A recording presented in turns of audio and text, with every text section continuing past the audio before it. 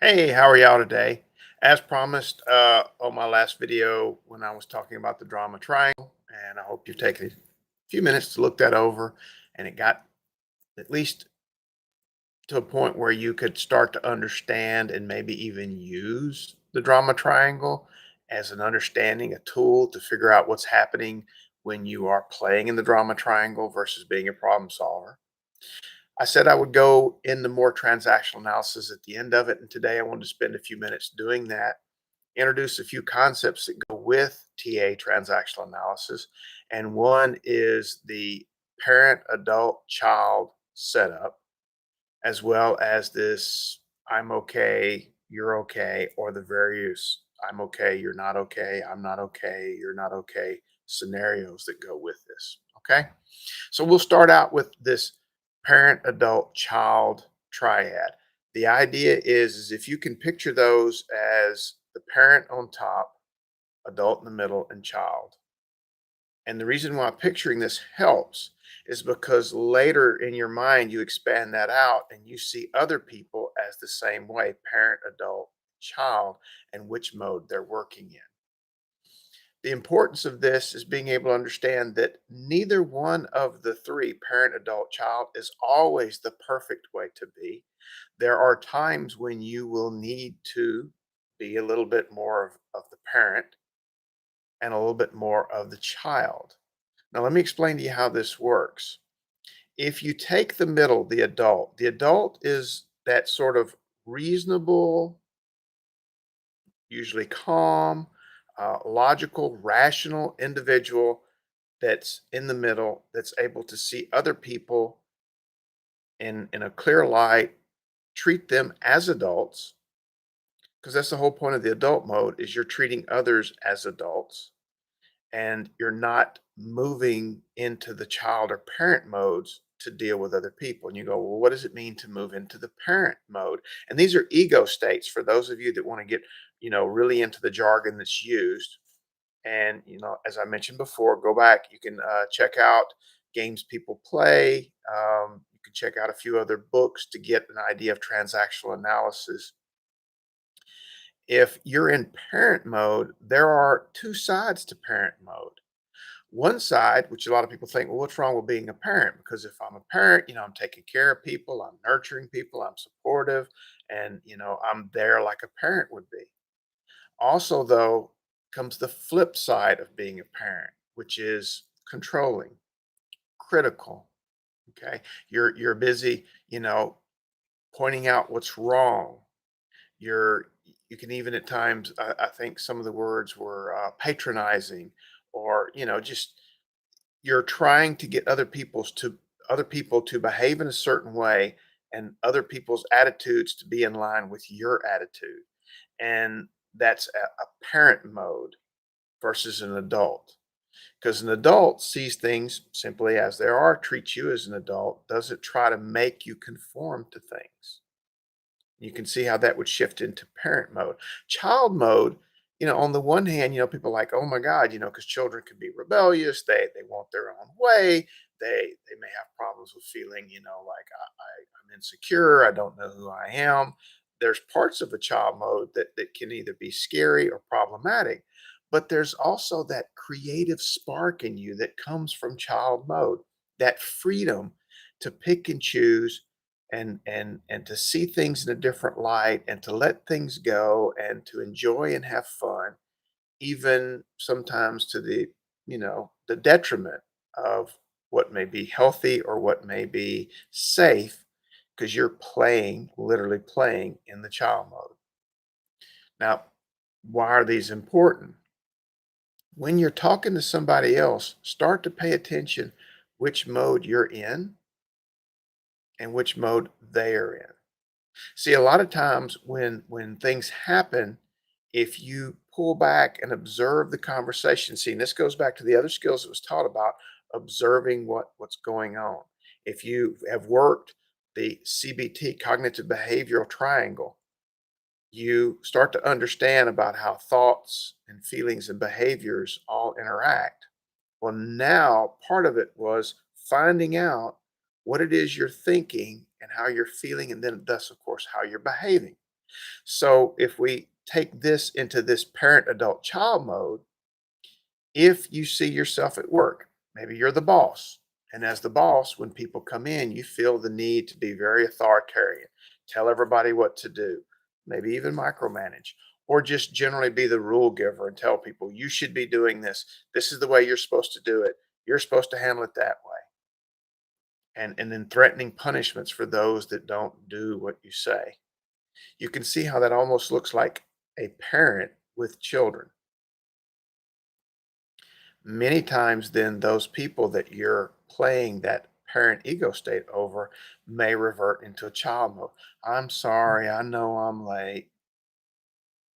See how that drop and almost a submissive type state, or they may get angry at you and go, "Fine, you're going to be that way, then fine. See what I do tomorrow, or I quit," and throw everything down and walk out. You can see now you're seeing the tantrum mode of that ego state of child.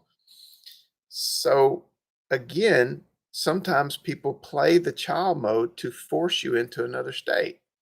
They come in and they don't want to be in charge and they force you to be in charge because you let them force you, but they start not doing their work, holding up their end of things, doing what they're supposed to do. And you automatically are like, I'm not putting up with that, and the group should be doing this and I'm going to take over and take charge. And notice how you shifted. Going back into this adult ego state means this is what we have. If you choose not to do your part, I can't force you to do it. These are the consequences, reasonably. This is what I have to work with. And notice how there becomes a more reasonable state instead of this authoritarian state, this telling you what to do state. Now, sometimes you move into parent mode because you feel for people. If somebody is hurt or something like that, you instantly go into this caretaker mode sometimes. And people will just naturally gravitate to that.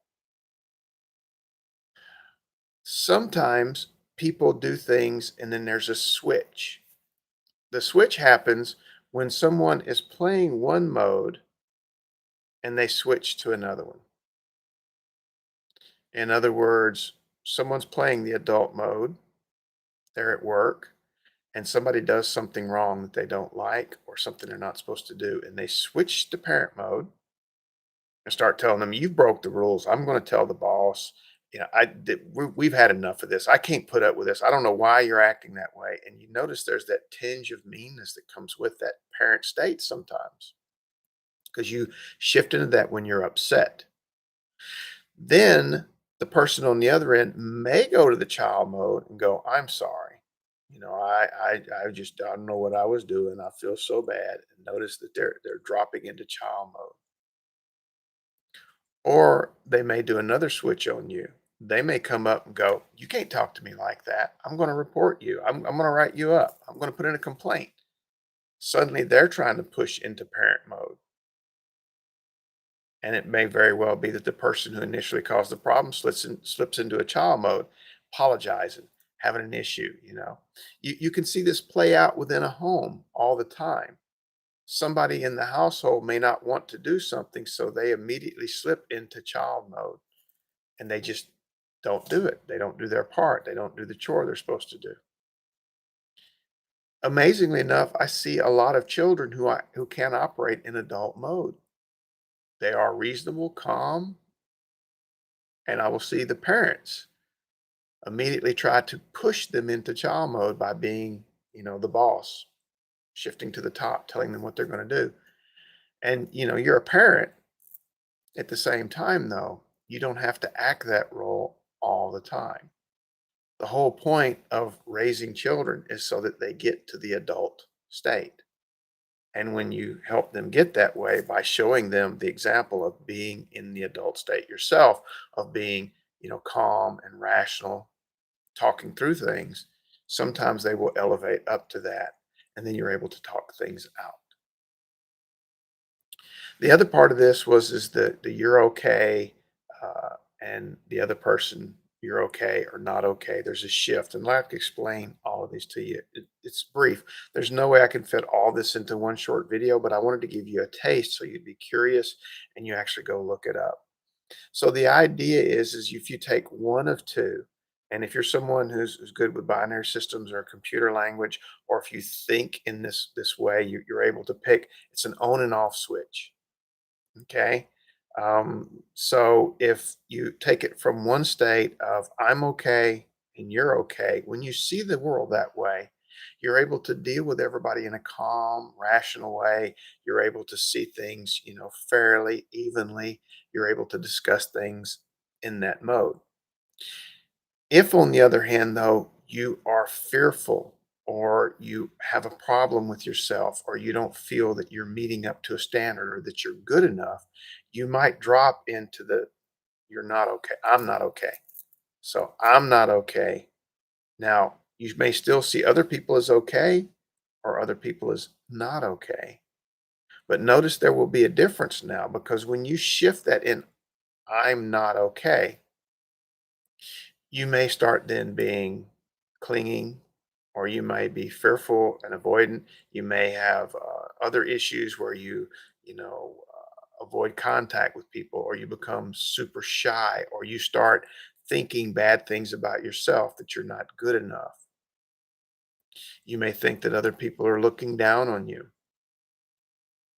Flip side, if you're on the side that I'm okay and everybody else is not okay, then when you look at that, I'm okay, you're not okay, then you're fearful of other people to a level of maybe they're bad, they're, you know, you're superior to them, they're insignificant.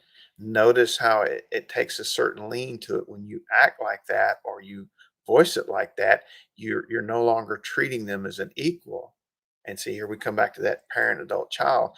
You may start shifting into that parent mode because you feel you're okay and they're not, so you have to fix them. And here's the thing, it's not your job to go around fixing everybody. In fact, it don't work. If people don't want to change, you can offer, but you can't force them to change. That's something that has to come from them and come from within. Now, there's another situation where you are totally fearful of everything because you feel I'm not okay and everybody else is not okay. And when you get into that mode, you get very withdrawn. You may even become, hyper, paranoid and scared of the world and everything else, and you start shutting down. So that's the idea of these states, and it allows you to see how people react. Because someone who feels they're not okay, they might easily shift into that child mode. As where someone who feels other people are not okay, but they're okay, the individual, then they look down at them. And these are again part of that one up, one down type thinking. The rescuer may feel bad about themselves and get their sense of self and purpose by helping those people that are victims and trying to push people into being victims. And that's all still going back to that drama triangle, the idea that they're going to fix somebody. One of the scariest things I'd heard when I was going through training one time was an individual actually made the comment when it's like, "What do you want to do one day?" And they had said, "Oh, well, with this population, I think I would work very good with them because I'm also part of this population, and I'm going to show them what they're doing wrong, and I'm going to fix them."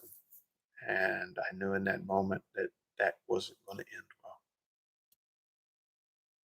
It's one thing to explain to somebody if they're doing something that is detrimental to them and they ask for advice and they ask for help, and you can talk with them and have them realize it for themselves. And then you can guide them to do different things. But again, it's not your job to fix everybody, it's your job to help if that's the kind of job that you're taking. And I think as a human being, that's one of your purposes is to help your fellow human being. So with that in mind, I instantly seen with that person there was going to be an issue down the road, and I'd be curious to find out whatever happened to them. Unfortunately, in the line of work I am, you meet and greet and say hi and bye to a lot of people, and then you don't ever see them again. So I don't know what happened. Would be curious. So the idea in this whole thing that I'm trying to help you with is ways to see your world, to understand what it is you want to accomplish, how you're interacting with your world, and maybe give you a taste of the why you're doing it so that you can not only tweak what you do, but understand where it came from and maybe avoid that pitfall in the future. So the idea again is shifting into this adult mode, shifting out of the drama triangle into problem solving. Okay. So when you realize that in the end, everybody is, and you leave it at that, they are what they are. This person is a certain way. And then sometimes you just drop it. You don't. Most of the things in life that we're so desperate to change in other people don't really have to be changed. Sometimes you can accept it.